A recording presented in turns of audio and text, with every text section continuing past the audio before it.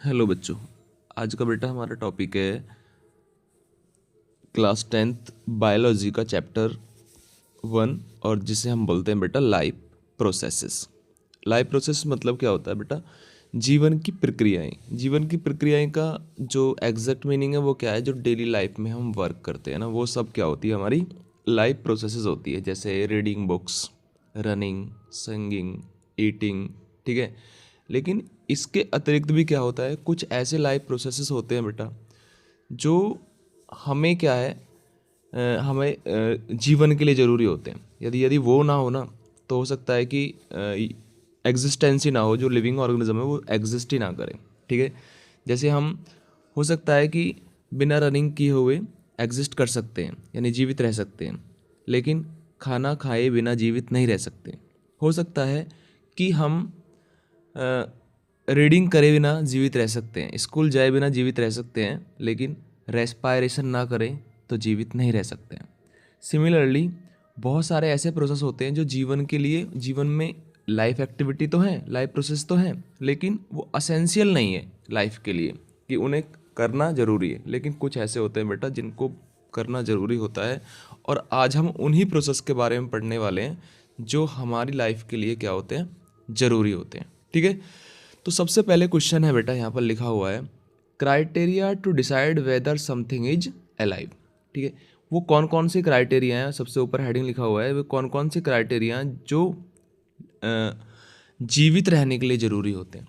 देखिए, जीवित रहने के लिए कोई चीज़ जीवित दिख रही है, कोई चीज़ लिविंग दिख रही है, तो सबसे पहले उसके लिए क्राइटेरिया होता है उसकी मूवमेंट। सबसे the most important criteria to decide whether the something is alive is movement, ठीक है ना। यदि कोई पर्सन मूवमेंट कर रहा है, ठीक है ना, या कोई एनिमल है या फिर कोई प्लांट है, ठीक है, यदि वो प्लांट क्या है, वो, देखो प्लांट तो मूव करते नहीं हैं, मूव करते हैं स्पेशली क्या है? Animals, one place to another. लेकिन प्लांट भी ग्रोथ होता है, प्लांट में भी क्या होता है बेटा? ग्रोथ होता है, ठीक है। तो मोस्ट इम्पोर्टेंट क्या है अलाइव रहने के लिए? वो है, दिखने के लिए वो है आपका मूवमेंट। इसके अतिरिक्त क्या बहुत सारे ऐसी चीज़ें होती हैं, जैसे कि रेस्पायरेशन होता है, जैसे कि क्या होता है,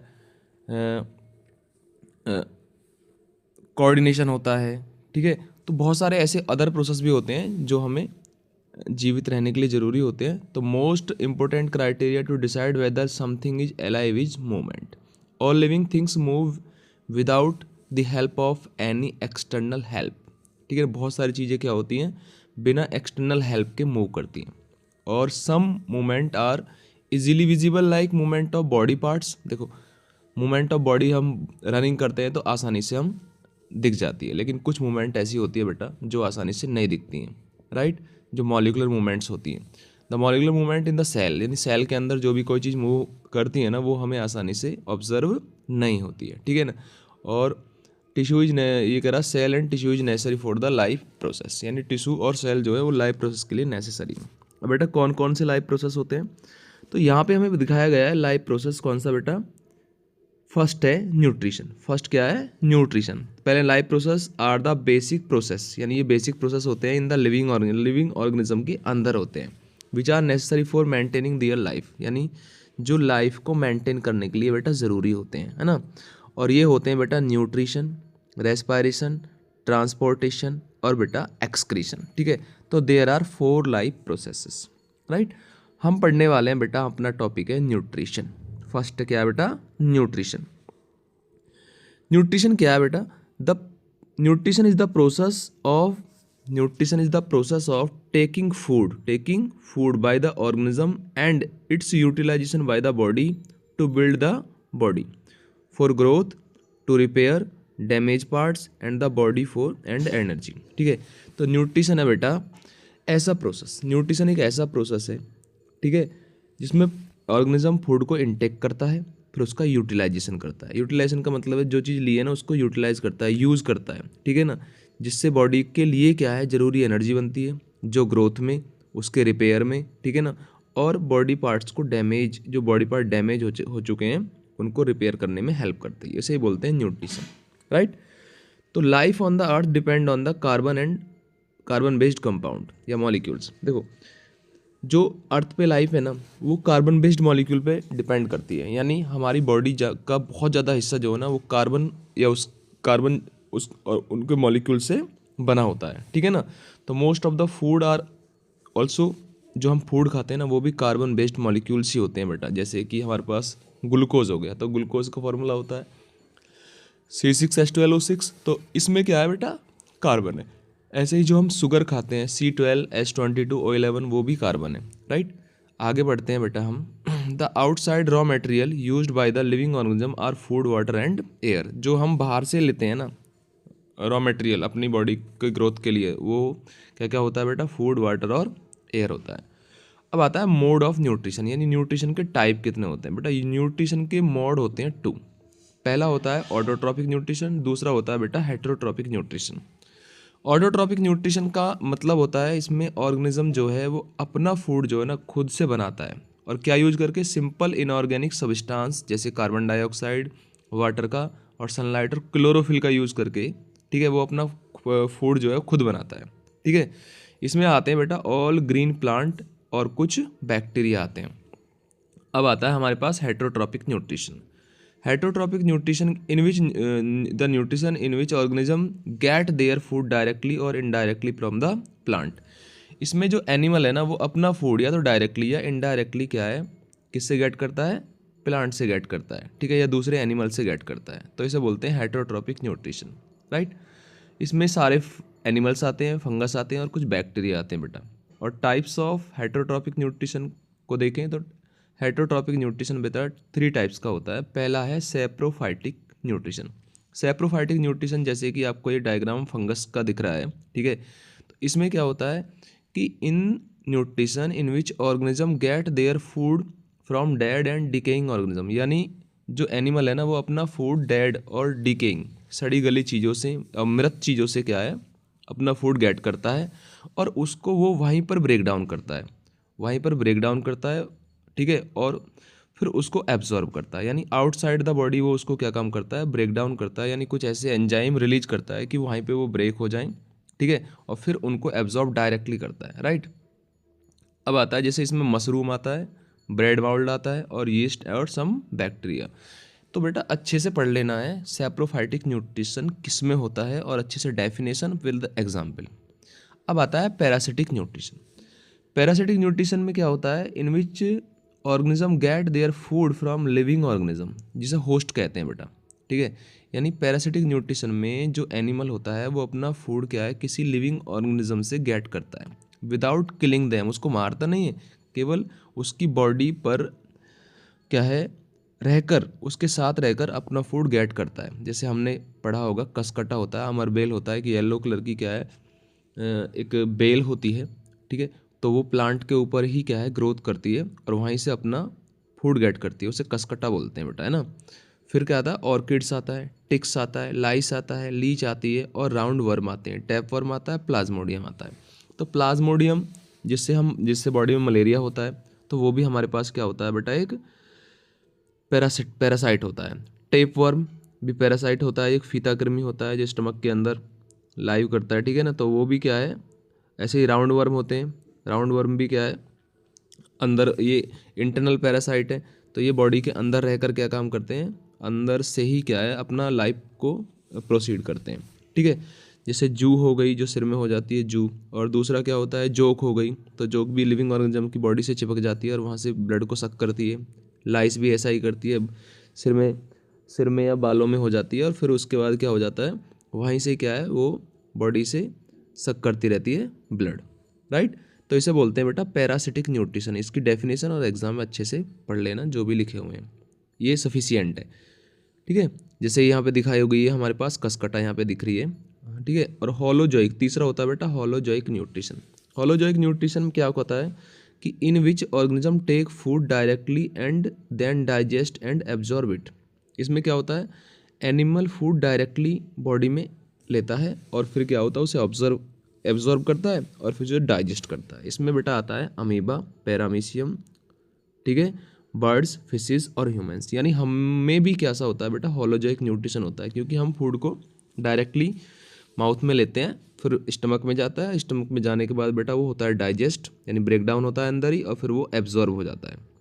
तो ये अच्छे से तीनों की डेफिनेशन प्लस एग्जाम्पल अच्छे से पढ़ लेना है, राइट। सारे क्वेश्चंस क्या है इसी से सॉल्व हो जाएंगे। न्यूट्रिशन इन प्लांट्स होता है बेटा, अब न्यूट्रिशन इन प्लांट्स पढ़ेंगे जिसे हम बोलते हैं ऑटोट्रॉपिक न्यूट्रिशन, राइट।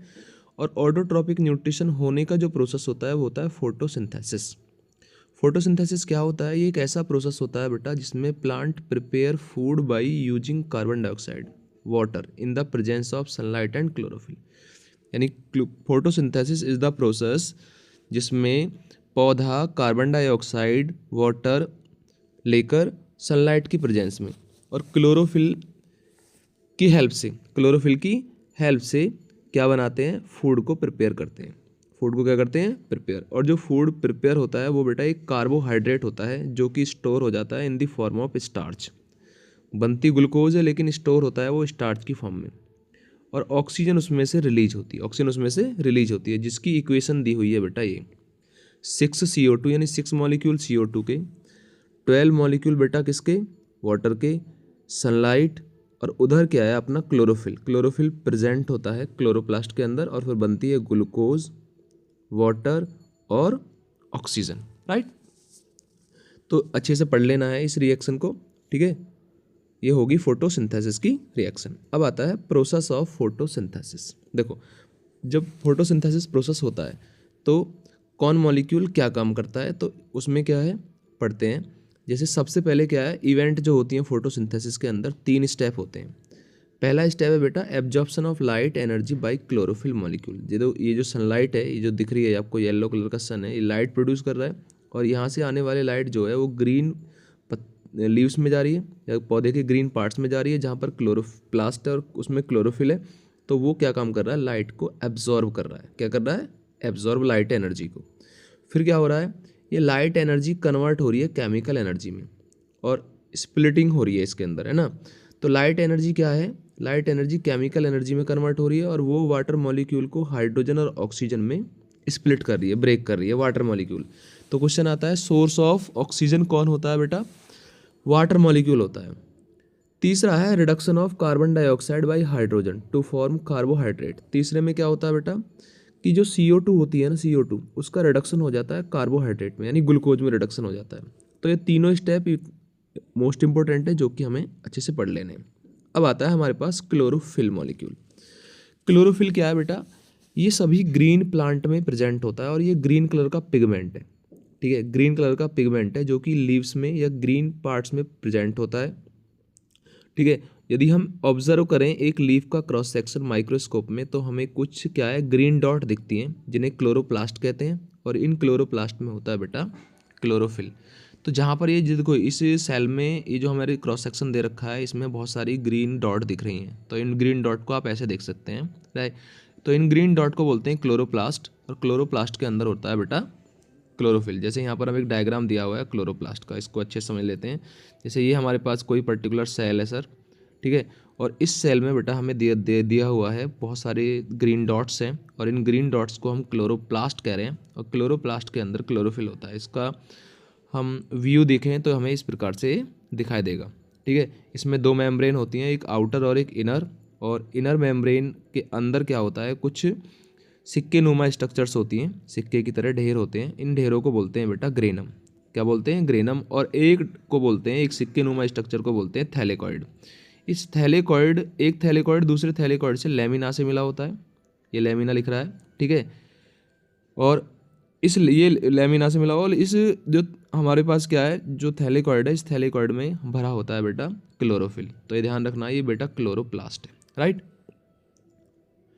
अब आता है इसमें नेक्स्ट टॉपिक है बेटा स्टोमेटा। इसमें स्टोमेटा, ठीक है। तो स्टोमेटा क्या होते हैं? लीव्स की सरफेस पर टाइनी पोर्स होते हैं, बहुत छोटे छोटे पोर्स होते हैं। जैसे एक लीव की सरफेस दिख रही है तो इस पर बहुत छोटे छोटे ऐसे पोर्स दिख रहे हैं हमें बेटा, तो इन्हें हम बोलते हैं स्टोमेटा। क्या बोलते हैं? Stomata, right. तो stomata tiny pores present in the leaves through exchange of gases, जिसमें गैसेस का एक्सचेंज होता है, ठीक है। इन्हें बोलते हैं हम stomata. Each stomata has a pair of guard cell. प्रत्येक स्टोमेटा में एक पेयर गार्ड सेल होती है, यानी 2 गार्ड सेल होती हैं जो ग्रीन कलर की आपको दिख रही हैं, ठीक है।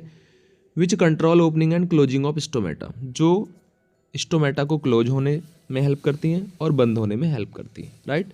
When water enter into the guard cell, देखो जब वाटर एंटर करता है ना गार्ड सेल में, ठीक है, तो इट स्वेल, ये स्वेल करता है और जो पोर्स हैं वो खुल जाते हैं, यानी स्टोमेटा ओपन हो जाता है।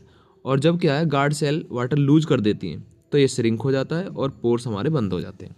जैसे यहाँ पे दिखाया जा रहा है इस डायग्राम में कि ये हमारे पास गार्ड सेल्स हैं, ठीक है ना, और ये बाहर हैं एपिडर्मल सेल्स या सब्सिडरी सेल्स बोल दीजिए, राइट।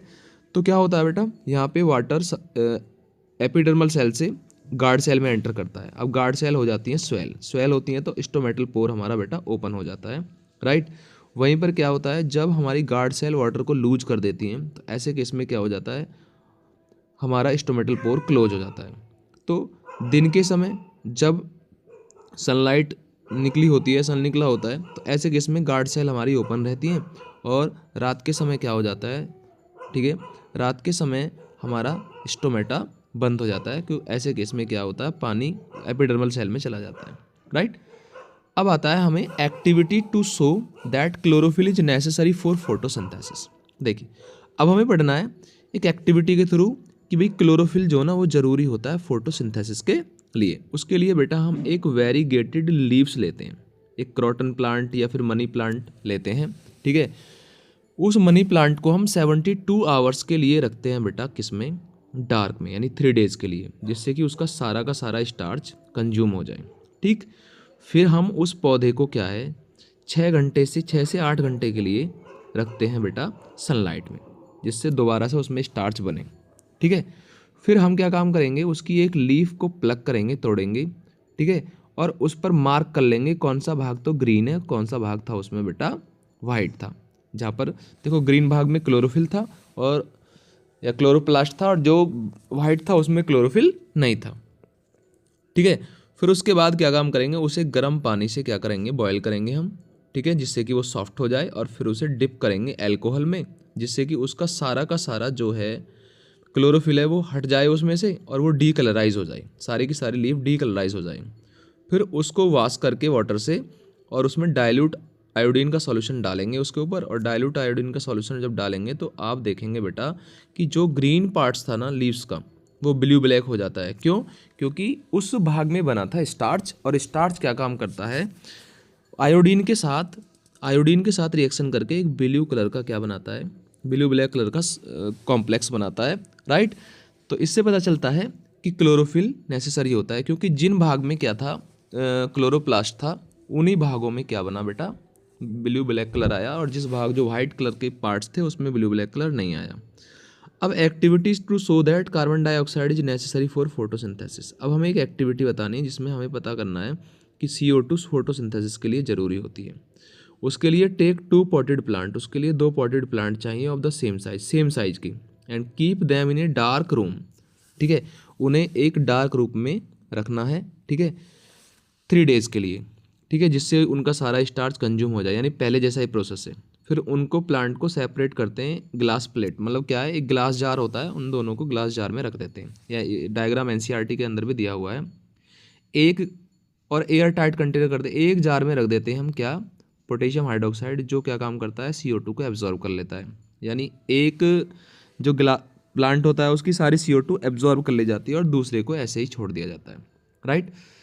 फिर हम क्या है 6 से 8 घंटे के लिए उनको सनलाइट में रखते हैं और फिर एक लीफ तोड़ते हैं और फिर उसका स्टार्ट टेस्ट करते हैं। तो बेटा जिस जार में CO2 थी तो उसमें उसकी लीव्स तोड़ते हैं, दूसरे की जब उनका स्टार्ट टेस्ट करते हैं तो जिस जार में क्या था CO2 थी या जिसमें KOH नहीं था, ठीक है, KOH नहीं था, उसमें तो क्या होता है ब्लू ब्लैक कलर आता है उस लीव का, लेकिन दूसरे का नहीं आता है, तो ये ध्यान रखना है। अब आता है न्यूट्रिशन इन एनिमल्स। बेटा न्यूट्रिशन इन एनिमल्स, अभी हमने पढ़ा था न्यूट्रिशन इन प्लांट्स, ठीक है, अब हम पढ़ेंगे न्यूट्रिशन इन एनिमल्स। तो न्यूट्रिशन एनिमल्स में सबसे पहले पढ़ेंगे हम अमीबा के अंदर न्यूट्रिशन और फिर ह्यूमन बींग्स के अंदर न्यूट्रिशन। देखो अमीबा एक यूनिसेलुलर एनिमल होता है बेटा, जो वाटर बॉडीज़ के अंदर प्रेजेंट होता है, जैसे कि पॉन्ड्स हो गया या सी हो गया, और ये अपना भोजन जो होता है वो डायरेक्टली लेता है, डायरेक्टली इन्वायरमेंट से लेता है। इसकी बॉडी के ऊपर क्या है, फिंगर लाइक प्रोजेक्शंस होते हैं जिन्हें स्यूडोपोडिया कहा जाता है। ये जो इसके उंगली के से समान उभरे हुए भाग है ना, इनको सूडोपोडिया कहते हैं बेटा। ये जो ऊपर दिख रहे हैं इन्हें सूडोपोडिया कहते हैं, राइट। यानी फॉल्स फीट बोलते हैं इनको। सूडो का मतलब फॉल्स और पोडिया मतलब फील्स, ठीक है। एंड फॉर्म में फूड वैक्यूल्स, इनके ऊपर क्या होता है, जब इनके जो बल्ज बन जाता है, गड्ढा बन जाता है, तो उससे फूड वैक्यूल्स यहाँ पे जनरेट हो जाती है, जिसमें क्या काम करता है, ये आउटसाइड से फूड को एब्जॉर्ब करता है। जैसे यहाँ पे दिख रहा है ये फूड वैक्यूल इसमें बनी, यहाँ से फूड आया, फूड बॉडी के अंदर गया तीसरे स्टेप में, फोर्थ स्टेप में फूड बॉडी के जब अंदर जाकर ब्रेक डाउन होता है, और ब्रेक डाउन होने के बाद क्या हो जाएगा, जो वेस्ट मटेरियल है वो बॉडी से बाहर हो जाता है, ठीक है। तो अमीबा के अंदर क्या क्या होता है, अमीबा के अंदर इंजेक्शन भी होता है। देखो इसमें क्या हो रहा है, फूड को इंजेस्ट कर रहा है वो, ठीक है। फिर उसके बाद क्या होता है, डाइजेशन होता है। पहले इंजेक्शन हो गया, फिर नहीं इंजेक्शन बोलेंगे, फिर बोलेंगे डाइजेशन, ठीक है। डाइजेशन के बाद बेटा होता है इसके अंदर एब्जॉर्प्शन, एसिमिलेशन, और बाद में इजेक्शन होता है, ठीक है। तो अमीबा के अंदर ना सारे प्रोसेस होते हैं, ठीक है, इंजेक्शन से लेकर इजेक्शन तक, राइट। और कैसे करता है ये, फिंगर लाइक प्रोजेक्शन से फूड को एंटर करता है फूड वैक्यूल बना के। ये भी आपने ध्यान रखना है बेटा, है ना। यूनिसेलुलर है। अब आता है न्यूट्रिशन इन ह्यूमन बींग्स। देखो हमारे बॉडी के अंदर जब हम न्यूट्रिशन करते हैं तो हमारी बॉडी के अंदर क्या होता है, स्पेशलाइज्ड ऑर्गन होते हैं उसके लिए बेटा होते हैं स्पेशलाइज्ड ऑर्गन्स, ठीक है ना। उसमें आता है देखो, nutrition in human beings takes place in the digestive system. हमारी बॉडी में जो न्यूट्रिशन होता है वो एक स्पेशलाइज्ड ऑर्गन के थ्रू होता है, बहुत सारे, उनको वो सब मिलाकर बनाते हैं digestive system. It consist of alimentary canal. इसमें एक तो एलिमेंट्री कैनाल आती है बेटा, जो माउथ से रेक्टम तक और एनस तक एक्सटेंडेड होती है। कुछ ग्लैंड्स आती हैं जैसे लीवर है, सेलेवरी ग्लैंड्स है, और जो एंजाइम प्रोड्यूस करती हैं, जो क्या काम करते हैं, मॉलिक्यूल को ब्रेक डाउन करने का काम करते हैं, ध्यान रखना है ना। और main organ of the digest system of mouth है, ईसोफेगस है, स्टमक है, स्मॉल इंटेस्टाइन, लार्ज इंटेस्टाइन और एनस होता है बेटा, है ना। और मेन ग्लैंड आती हैं salivary gland, gastric gland, liver, pancreas और इंटेस्टाइनल ग्लैंड्स। ध्यान रखना, ये हमारा एक डाइजेस्टिव सिस्टम का डायग्राम है, जिसमें माउथ और लास्ट वाला पोर्शन है एनस। तो ये माउथ से लेकर एनस वाला जो पोर्शन, माउथ से ईसोफेगस, फिर वॉट स्टमक से स्मॉल इंटेस्टाइन, फिर लार्ज इंटेस्टाइन, फिर रेक्टम, फिर एनस, ये तो सारा हो गया बेटा हमारा डाइजेस्टिव मतलब एलिमेंट्री कैनाल। और इसके साथ साथ जुड़ी हुई जैसे लीवर जुड़ गया, पेनक्रियाज है, ठीक है, और स्टमक के अंदर कुछ ग्लैंड्स हैं, इंटेस्टाइन के अंदर कुछ ग्लैंड्स हैं, जो इंटेस्टाइन की इनर वॉल होती है, ये सब कहलाती हैं एक्सेसरी ग्लैंड। अब सबसे पहले आता है माउथ में क्या होता है। देखो जैसे ही फूड को हम माउथ में लेते हैं तो वो छोटे छोटे पार्टिकल्स में दांत के द्वारा क्या कर दिया जाता है, ब्रेक कर दिया जाता है, और उसमें सलाइवा जीभ के द्वारा मिक्स कर दिया जाता है, ठीक है ना। सेलेवरी ग्लैंड से निकलने वाला सलाइवा। सलाइवा में बेटा होते हैं एंजाइम, जिन्हें बोलते हैं सेलेवरी एमाइलेज, जो कन्वर्ट कर देते हैं स्टार्च को शुगर में, जो फूड के अंदर स्टार्च होता है उसको शुगर में चेंज कर देते हैं, ठीक है ना। फिर उसके बाद क्या होता है, ये पास हो जाता है बेटा ईसोफेगस में, और फिर चला जाता है स्टमक के अंदर। अब स्टमक में क्या होता है, स्टमक में होती हैं बेटा गैस्ट्रिक ग्लैंड, जो प्रोड्यूस करती हैं गैस्ट्रिक जूस, ठीक है ना। और विच कंटेन एंजाइम पेप्सिन, जिस गैस्ट्रिक जूस में एंजाइम पेप्सिन होता है, हाइड्रोक्लोरिक एसिड होता है और म्यूकस होता है। देखो 3 चीज़ ध्यान रखनी है आपको, गैस्ट्रिक जूस में एंजाइम पेप्सिन, हाइड्रोक्लोरिक एसिड और म्यूकस होता है। अब पेप्सिन ब्रेक डाउन करता है प्रोटीन को, ठीक है ना, और हाइड्रोक्लोरिक क्या काम करता है, acid make the medium acidic medium बनाता है, ठीक है ना, एसिडिक मीडियम बनाता है कौन, पेप्सिन। और help in the action of pepsin, हाँ ये कह रहा है एसिडिक मीडियम बनाता है, जिससे कि पेप्सिन क्या हो जाता है आपका, एक्टिवेट हो जाता है। मतलब पहले वो पेप्सिनोजन में होता है, फिर वो पेप्सिन में एक्टिवेट हो जाता है और प्रोटीन को ब्रेक करता है। प्रोटीन को क्या करता है, ब्रेक। ध्यान रखना है, पेप्सिन प्रोटीन का डाइजेशन करता है। और mucus protect the wall of the stomach, mucus का काम होता है स्टमक की वॉल को प्रोटेक्ट करना एसिड के एक्शन से, एसिड उसको डैमेज ना करते, उसको प्रोटेक्ट करना। फिर उसके बाद फूड ट्रांसफ़र हो जाता है बेटा स्मॉल इंटेस्टाइन में। अब स्मॉल इंटेस्टाइन में क्या होता है, अब स्मॉल इंटेस्टाइन में क्या है, अपर पार्ट जो होता है उसे डिओडिनम बोलते हैं, फिर जेजुनम और इलियम, ऐसे 3 पार्ट होते हैं बेटा स्मॉल इंटेस्टाइन के, ठीक है। तो फूड जो होता है वो मिक्स होता है बाइल में, जैसे ही स्मॉल इंटेस्टाइन में आता है तो उसमें क्या है, बाइल मिक्स होता है लीवर से जो आता है, और पेनक्रियाट से निकलने वाला पेनक्रियाटिक जूस मिक्स होता है, ठीक है। बाइल ब्रेक कर देता है फैट को स्मॉल ग्लोब्यूल्स में, बाइल जो होता है ना वो फैट को स्मॉल ग्लोब्यूल्स में ब्रेक कर देता है, और पैनक्रियाटिक जूस जो होता है, पैनक्रियाटिक जूस जो होता है उसमें एंजाइम ट्रिप्सिन होता है और ट्रिप्सिन ब्रेक कर देता है प्रोटीन को, और लाइपेज होता है, लाइपेज ब्रेक करता है फैट को। ध्यान रखना है, ट्रिप्सिन किसको ब्रेक करता है बेटा, प्रोटीन को, यानी प्रोटीन डाइजेस्टिव एंजाइम है, और लाइपेज जो होता है वो फैट डाइजेस्टिव एंजाइम है। अब इन स्मॉल इंटेस्टाइन में क्या है, देखो स्मॉल इंटेस्टाइन में जैसे enter the gland wall of the, अब देखो ये तो हो गया बाइल जूस का काम और पैनक्रियाटिक जूस का काम। यहाँ अब हम इंटेस्टाइन में क्या होता है, इंटेस्टाइन के अंदर भी ग्लैंड होती हैं, ठीक है। तो ग्लैंड जो होती हैं वॉल ऑफ इंटेस्टाइन में, तो वो प्रोड्यूस करती है इंटेस्टाइनल जूस, और ये इंटेस्टाइनल जूस क्या काम करता है, कार्बोहाइड्रेट को कन्वर्ट कर देता है ग्लूकोज में, फैट को कन्वर्ट कर देता है फैटी एसिड और ग्लिसरॉल में, और प्रोटीन को अमीनो एसिड में। ये आपको ध्यान रखना है बेटा, है ना, ये पेपर में आता है कि कार्बोहाइड्रेट को ग्लूकोज में, फैट को फैटी एसिड और ग्लिसरॉल में, और प्रोटीन को अमीनो एसिड में। The wall of the small intestine has several finger like projection. इसकी वॉल में क्या है, बहुत सारी फिंगर लाइक प्रोजेक्शंस होती हैं, बाहर होते हैं स्मॉल इंटेस्टाइन में, जिन्हें विल्ली कहते हैं। और विल्ली का काम है सरफेस एरिया को बढ़ाना, जिससे कि फूड जो डाइजेस्टेड फूड है वो अच्छे से एब्जॉर्ब हो जाए और ब्लड में चला जाए, ठीक है ना, ब्लड में चला जाए, और फिर वो पूरी बॉडी के अंदर ट्रांसपोर्ट कर दिया जाता है हर सेल के अंदर, ठीक है। और अनडाइजेस्टेड फूड चला जाता है लार्ज इंटेस्टाइन में। अब लार्ज इंटेस्टाइन क्या काम करती है, जो अनडाइजेस्टेड फूड है ना उसमें से वाटर को एब्जॉर्ब कर लेती है, और जितना वेस्ट प्रोडक्ट बचा उसे एनएस के थ्रू क्या है, बाहर इन्वायरमेंट में रिलीज कर दिया जाता है, ठीक है। तो ये था हमारा बेटा न्यूट्रिशन। अब हम पढ़ेंगे दूसरा प्रोसेस है हमारा रेस्पायरेशन। देखो रेस्पायरेशन क्या है, रेस्पायरेशन एक केमिकल प्रोसेस होता है बेटा, एक केमिकल प्रोसेस होता है जिसमें फूड को बर्न किया जाता है, फूड को बर्न किया जाता है सेल के अंदर, सेल के अंदर ऑक्सीजन की प्रेजेंस में, और वहाँ से रिलीज होती है बेटा एनर्जी, इसे बोलते हैं रेस्पायरेशन, ठीक है। ये एक केमिकल प्रोसेस होता है, और ये माइटोकॉन्ड्रिया के अंदर होता है रेस्पायरेशन, ध्यान रखना है, ठीक है। एक ब्रीथिंग होती है, वो एक फिजिकल प्रोसेस है, ऑक्सीजन को लेना और CO2 को छोड़ना, right. The energy release during respiration is use to make ATP। देखो जो एनर्जी रिलीज होती है ना रेस्पायरेशन से, वो हमें ATP बनाने में हेल्प करती है।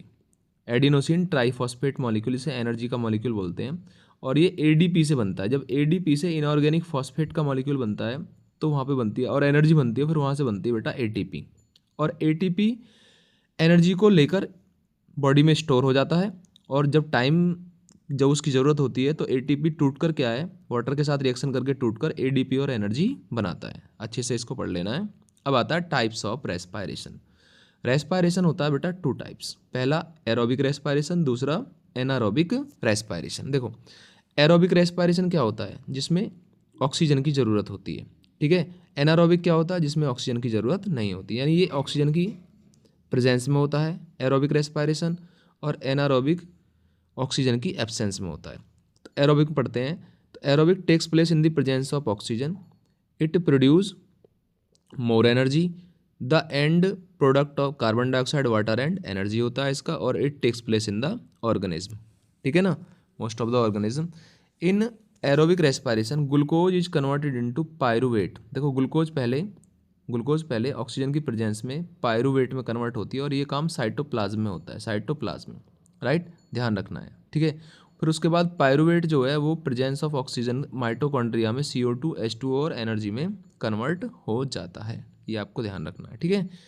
आगे देखेंगे बेटा एनारोबिक रेस्पायरेशन, इसमें ऑक्सीजन की ज़रूरत नहीं होती है और इसमें लेस एनर्जी प्रोड्यूस होती है, जबकि एरोबिक में ज़्यादा एनर्जी प्रोड्यूस होती है, ये भी आपको ध्यान रखना है, राइट, ठीक है।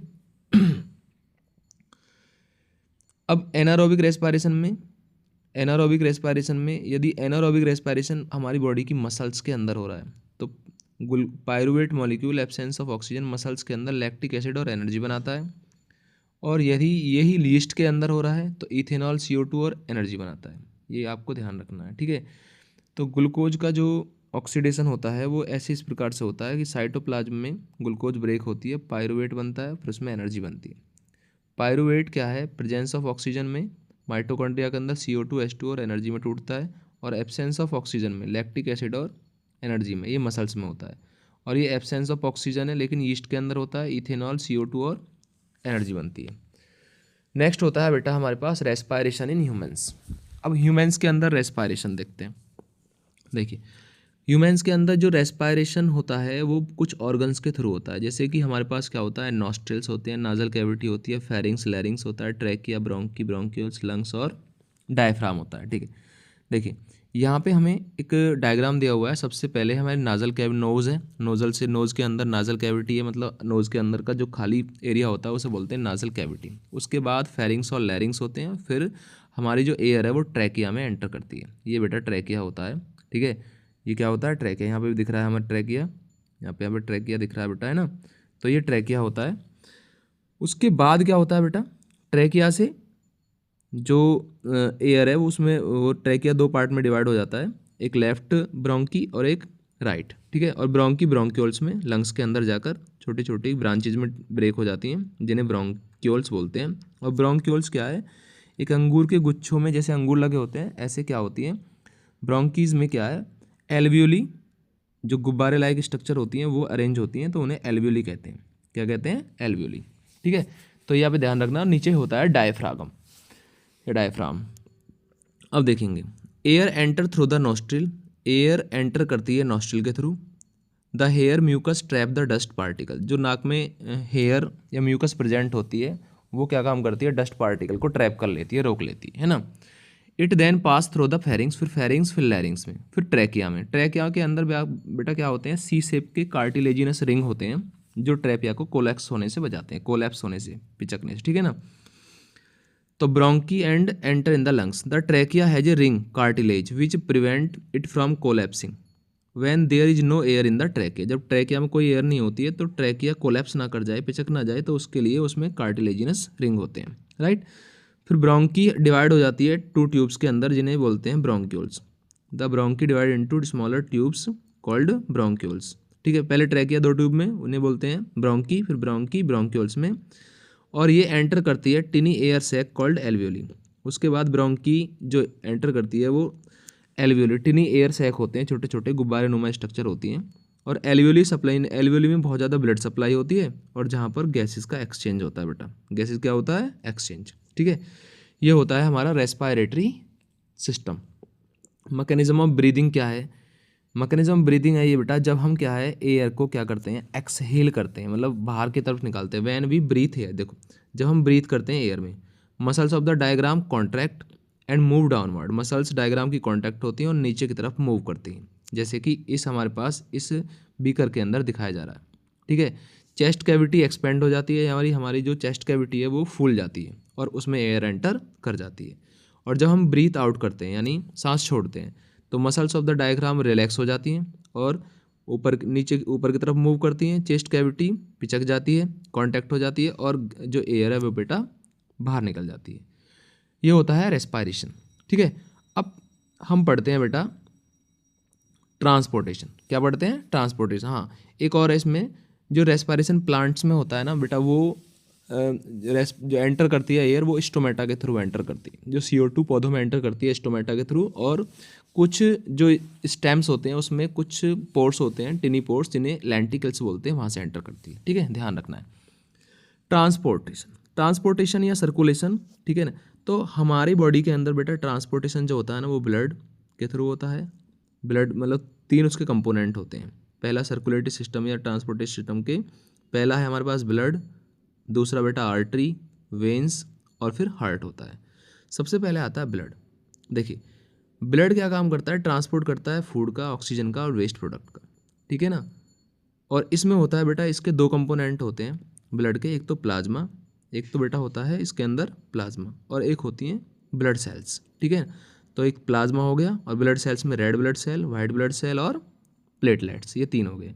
प्लाज्मा ट्रांसपोर्ट करता है फूड का और वाटर का, कार्बन डाइऑक्साइड का, नाइट्रोजिनस वेस्ट का। और रेड ब्लड सेल जो है वो ट्रांसपोर्ट करती हैं ऑक्सीजन को। वाइट ब्लड सेल किल करती हैं किसको, माइक्रोब्स को, प्रोटेक्ट द बॉडी। और प्लेटलेट क्या करती हैं, ब्लड क्लॉटिंग को, ब्लड क्लॉटिंग में ब्लड को क्लॉट करने में हेल्प करती हैं, या ब्लड का ठीक है, क्लॉटिंग ऑफ ब्लड। जब ब्लड मतलब ब्लड निकलता है बॉडी से तो जो उस पार्ट को क्या है ये रोकने का काम करती हैं, जी उसमें से ब्लड ना निकले। ठीक है, और prevent loss of blood during the injury, injury के टाइम में ब्लड लॉस ना हो तो उसको रोकती हैं प्लेटलेट्स। अब आता है बेटा इसमें आर्टरीज। क्या आता है, आर्टरीज। आर्टरीज, वेन्स और कैपिलरी, ये होती हैं ब्लड वेसल्स। ये तीनों क्या होती हैं बेटा? ब्लड वेसल्स, क्योंकि तीन कंपोनेंट होते हैं, ब्लड, ब्लड वेसल्स और हार्ट। तो ब्लड वेसल्स में पहले होता है आर्टरी। आर्टरी क्या काम करती हैं? ब्लड को क्या है, हार्ट से दूर ले जाती हैं, यानी पूरी बॉडी के पार्ट्स में ले जाती हैं, ठीक है ना। और ये कैसी होती है? इनकी वॉल जो होती है वो थिक होती है, और इसमें वॉल्व्स नहीं होते।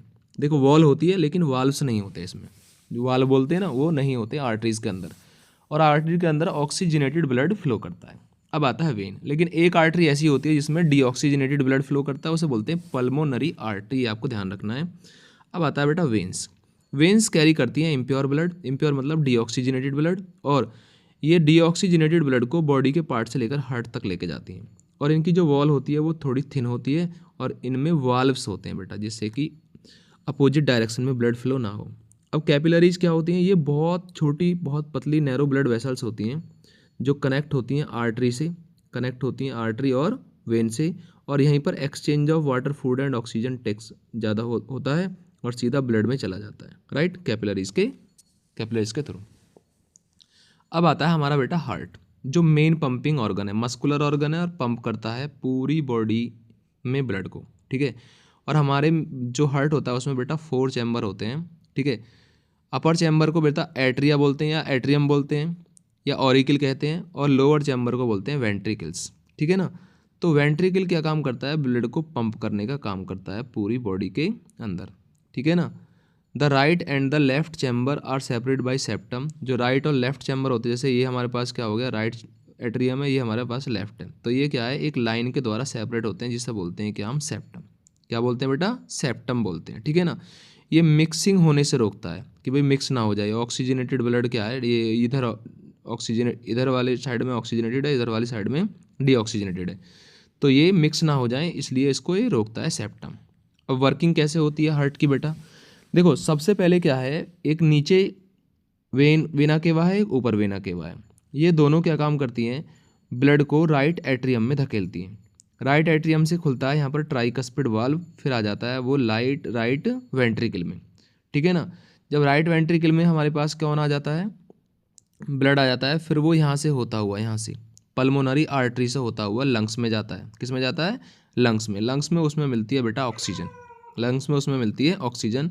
फिर वो पल्मोनरी वेन के थ्रू, ये पल्मोनरी वेन है, उसके थ्रू क्या है, लेफ्ट एट्रियम में आता है, लेफ्ट एट्रियम में, और लेफ्ट एट्रियम्स के थ्रू यहाँ मिट्रल वाल्व खुलता है, जिसे बोलते हैं बाइकस्पिड वाल्व, और फिर वो आ जाता है लेफ्ट वेंट्रिकल में। और फिर लेफ्ट वेंट्रिकल से फिर क्या है, यहाँ पर हमारे पास ये सेमिल्यूनर वाल खुलते हैं, और फिर वो एओर्टा में पूरी बॉडी में चले जाते हैं। ये अब एओर्टा दिख रही है, फिर पूरी बॉडी के अंदर फ्लो हो जाता है। तो अच्छे से एक डायग्राम समझाया गया है। तो इसको बोलते हैं बेटा डबल ब्लड सर्कुलेशन, इसे बोलते हैं डबल ब्लड सर्कुलेशन। इसमें क्योंकि पहले बॉडी से ब्लड आता है हार्ट में, फिर हार्ट से जाता है लंग्स में, फिर लंग्स से जाता है बेटा फिर हार्ट में आता है, फिर हार्ट से फिर पूरी बॉडी पार्ट्स में आता है, तो इसे बोलते हैं डबल ब्लड सर्कुलेशन। अब वर्किंग ऑफ हार्ट क्या होती है? देखो, हार्ट कैसे वर्क करता है। वैन द लेफ्ट एट्रियम, मैंने ये समझा दिया है कैसे आता है, तो आप अच्छे से पढ़ लेना इसको, है ना। अब आता है लिम्फ। देखो, लिम्फ होता है colourless fluid present in intracellular space, ठीक है ना। ये कलरलेस फ्लूइड होता है जो इंट्रासेलुलर स्पेस में प्रेजेंट होता है, जो सेल के बीच में स्पेस होता है उसमें प्रेजेंट होता है। इट फ्रॉम द प्लाज्मा, ये प्लाज्मा से बनता है, प्लाज्मा से बनता है, ठीक है ना। एस्केप फ्रॉम द कैपिलरीज, ठीक है, कैपिलरीज से क्या है, धीरे धीरे रिश्ता रहता है। और lymph drain into the lymphatic capillary which form lymph vessels and join the large veins, ठीक है। ये लार्ज वेन्स में जॉइन हो जाता है, लिम्फ वेसल्स के अंदर फ्लो होता है। Lymph transport digested fat and drain access fluid from the intercellular space. Intercellular space में बहुत जो डाइजेस्टेड फैट है या कुछ क्या है एक्स्ट्रा फ्लूइड है, उसको क्या काम करता है, ये ब्लड में भेजने का काम करता है।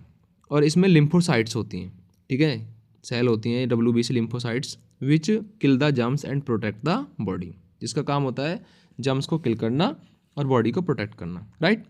अब आता है hearts of mammals and birds, amphibians and reptiles. देखो, हार्ट्स में क्या है, जैसे जो मैमल्स होते हैं, ठीक है ना, और बर्ड्स होते हैं, उनका चैम्बर जो होता है बेटा 4 चैम्बर्ड हार्ट होता है। जैसे यहाँ दिख रहा है ना, ये 4 चैम्बर हार्ट है, ठीक है ना। ये वाला हार्ट जो है वो 4 चैम्बर्ड है, ठीक है ना, ये वाला। तो ये हो गया हमारे पास मैमल्स और बर्ड्स में, यानी ह्यूमन के अंदर 4 चैम्बर और बर्ड्स के अंदर भी 4 चैम्बर होता है, ठीक है।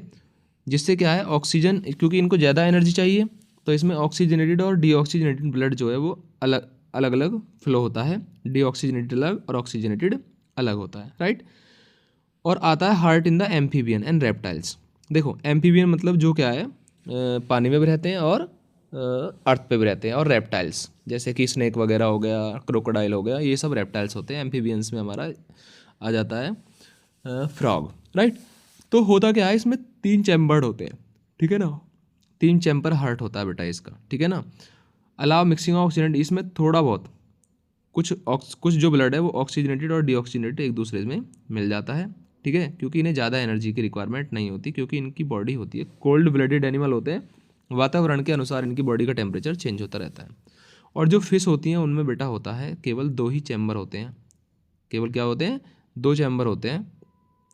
And blood is oxygenated in the gills, blood में ऑक्सीजन जो मिलती है वो गिल्स में मिलती है, और हार्ट में 2 चैम्बर होते हैं। अब आता है ट्रांसपोर्टेशन इन प्लांट्स। देखिए प्लांट, ये हमने एनिमल में पढ़ा ट्रांसपोर्टेशन, और प्लांट्स में हम देखेंगे, प्लांट्स में जब ट्रांसपोर्टेशन होता है तो फूड का, वाटर का और मिनरल्स का होता है बेटा, फूड, वाटर और मिनरल्स। और उसमें 2 टिश्यू हेल्प करते हैं, एक जाइलम होता है, दूसरा बेटा फ्लोएम होता है।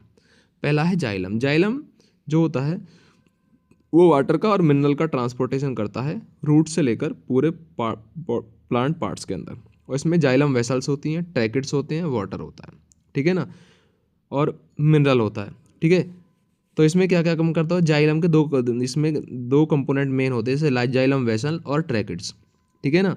और वाटर और मिनरल जो होते हैं वो एंटर करते हैं डिफ्यूजन के थ्रू रूट्स के अंदर, और फिर उसके बाद ट्रांसपायरेशन उसको खींचता है, ट्रांसपायरेशन के थ्रू इसमें एक फोर्स लगता है जिसे बोलते हैं हम सक्शन फोर्स, ठीक है, या ट्रांसपायरेशन पुल, जिसके थ्रू वाटर क्या है ऊपर मूव करता है और मिनरल भी उसके साथ मूव करते हैं, ठीक है ना।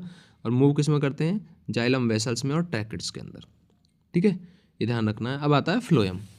देखो फ्लोएम ट्रांसपोर्ट करता है किसका, फूड का, from the leaves to the other parts of the plant. देखो इसका काम होता है कि फूड का ट्रांसपोर्टेशन करना, और इस प्रोसेस को बोलते हैं ट्रांसलोकेशन का मतलब है फूड जो है वो लीव्स से डिसलोकेट हो जाता है और वो पूरी बॉडी, प्लांट बॉडी में चला जाता है, ठीक है। फ्लोएम में फ्लोएम ट्यूब्स होती हैं, कंपेनियन सेल्स होती हैं, राइट, जो क्या काम करने, जिनका काम होता है food from the leaves transfer to the xylem by the energy ATP molecules due to osmotic pressure, water enter into the phloem and helps in the transport of food, ठीक है ना। देखो जाइलम के थ्रू क्या है, phloem में क्या enter करता है बेटा, मतलब लीव्स के अंदर एंटर करता है कौन, आपका वाटर वगैरह, और वहाँ से क्या है फूड उसके साथ होता हुआ फ्लोएम के द्वारा किस में चला जाता है, पूरे प्लांट बॉडी के पार्ट्स में, ये ध्यान रखना है। अब आता है एक्सक्रीशन, जो हमारी ये लास्ट पोर्शन है, एक्सक्रीशन, ठीक है। क्या है ये एक्सक्रीशन, देखिए एक्सक्रीशन का मतलब क्या होता है, रिमूवल ऑफ वेस्ट, ठीक है ना, बॉडी से वेस्ट प्रोडक्ट को रिलीज करना, चाहे वो यूरिन की फॉर्म में हो या चाहे वो हमारा क्या है फीकल मैटर की फॉर्म में, उसे एक्सक्रीशन कहते हैं, राइट। तो एक्सक्रीशन सिस्टम में क्या होता है बेटा, इसमें 2 किडनी होती हैं, एक राइट और एक लेफ्ट। दूसरा क्या होता है, एक पेयर यूरेटर होता है, ठीक है, यानी 2 यूरेटर होती हैं, ट्यूब्स होती हैं, यूरिनरी ब्लैडर होता है, यूरिथ्रा होता है, ठीक है ना। और प्रत्येक किडनी में क्या है, बहुत ज़्यादा नंबर में नेफ्रॉन्स होते हैं बेटा, नेफ्रॉन मतलब उसकी यूनिट जिससे फिल्ट्रेशन होता है, ठीक है। यहाँ पे हमें डायग्राम भी दिया हुआ है किडनी का, ये हमें क्या है पूरे यूरिनरी सिस्टम का डायग्राम दिया हुआ है। तो यहाँ से आती है हमारे पास इन्फीरियर वेना केवा आती है, ठीक है, और यहाँ एओर्टा आती है। एओर्टा क्या है, ऑक्सीजनेटेड ब्लड लेके आती है, और जो वेना केवा होती है वो डीऑक्सीजनेटेड, और ये दोनों एंटर करती हैं बेटा किडनी के अंदर, राइट और लेफ्ट। राइट किडनी थोड़ी नीचे होती है, ठीक है, और जो लेफ्ट हो वो थोड़ा ऊंची होती है, ठीक है, ऊपर दिखाई गई है, अपर है। इसके ऊपर होती है बेटा एड्रिनल ग्लैंड, दोनों किडनियों के ऊपर, ठीक है, ये आपको ध्यान रखना है। और किडनी से निकलती है, दोनों किडनी हो गई, इससे ये बोलते हैं हम यूरिटर्स, और ये हमारे पास यूनिब्लैडर और ये यूरिथ्रा, जिससे हमारा यूरिन बाहर हो जाता है, ठीक है। अब प्रत्येक किडनी में ना ऐसी बहुत सारी स्ट्रक्चर्स होती हैं, जिन्हें हम बोलते हैं बेटा नेफ्रॉन, ये इंपॉर्टेंट है। अब नेफ्रॉन में क्या होता है, नेफ्रॉन के अंदर क्या है, सबसे पहले एक pouch like, cup like structure होती है, जो दिख रही है आपको, इसे बोलते हैं बोमेन कैप्सूल, ठीक है।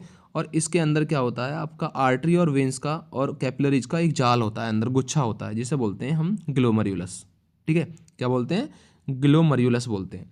और फिर वो आगे जाकर क्या कॉइल्ड हो जाती है, कॉइल्ड हो जाती है आगे जाकर वो, ठीक है, जिसे बोलते हैं प्रॉक्सिमल डिस्टिलेटेड डिस्टल ट्यूब्यूल, ठीक है ना, डीसीटी बोलते हैं।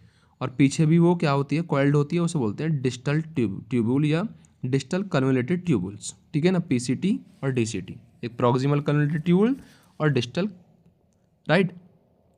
और नीचे होता है इसमें लूप ऑफ हेनले, यानी ये जो ट्यूब है ना, ये जो नीचे ट्यूब आ रही है इसे बोलते हैं हम लूप ऑफ हेनले। ये जो ट्यूब आ रही है येलो कलर की से क्या बोलते हैं, लूप ऑफ हेनले कहते हैं बेटा, है ना। और ये सारे के सारे क्या है, जॉइंट हो जाती हैं कलेक्टिंग डक्ट से। ये लास्ट में आ रही है हमारी कलेक्टिंग डक्ट्स, ठीक है। तो ये होता है हमारे पास कौन, एक नेफ्रॉन की स्ट्रक्चर्स, ठीक है। और यहाँ ही सप्लाई होती है ब्लड वेसल्स की, ठीक है, और जिसके थ्रू क्या होता है, फिल्ट्रेशन होता है। क्या होता है, फिल्ट्रेशन, राइट। तो नेफ्रॉन के बारे में आपको अच्छे से पढ़ लेना है कि each nephron has a cup like structure. इसमें कप लाइक स्ट्रक्चर होती है जिसे बॉमेन कैप्सूल बोलते हैं। It contain bundle of capillary जिसे ग्लोमर्युलस बोलते हैं। The Bowman capsule lead into the tubular structure which join into collecting duct. इसमें जो ग्लोमर्युलस है ना, वो बहुत सारे क्या है, ट्यूब के स्ट्रक्चर्स की फॉर्म में जॉइन होता है कलेक्टिंग डक्ट से। अब आता है renal artery bring the nitrogenous waste. जो रीनल आर्टरी होती है ना, उसमें बहुत सारे नाइट्रोजनस वेस्ट होते हैं, जैसे अमोनिया, यूरिया, यूरिक एसिड, और बहुत सारा वाटर और सॉल्ट होते हैं, ठीक है।